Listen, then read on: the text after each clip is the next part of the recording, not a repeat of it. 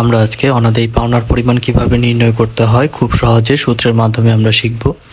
প্রথমেই আপনাদের অনাদায়ী পাওনার পরিমাণটা কত আছে সেটা অ্যামাউন্টটা বসাতে হবে।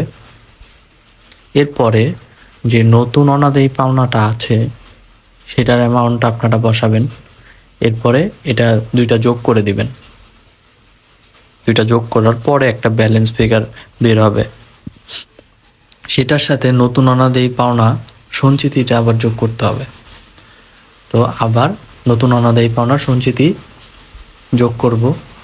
দেখেন এখানে আমি অ্যামাউন্টের পরিবর্তে স্টার ইউজ করতেছি।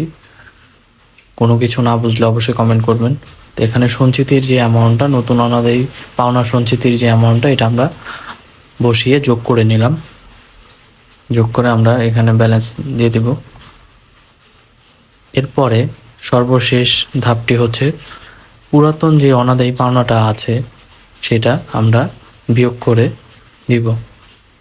তো পুরাতন অনাদায়ী পাওনাটা বিয়োগ করার পরে যে অ্যামাউন্টটা বের হবে সেটাই হচ্ছে মূলত অনাদায়ী পাওনার পরিমাণ নির্ণয়। এভাবে আপনি খুব সহজে অনাদায়ী পাওনার পরিমাণ নির্ণয় করতে পারেন।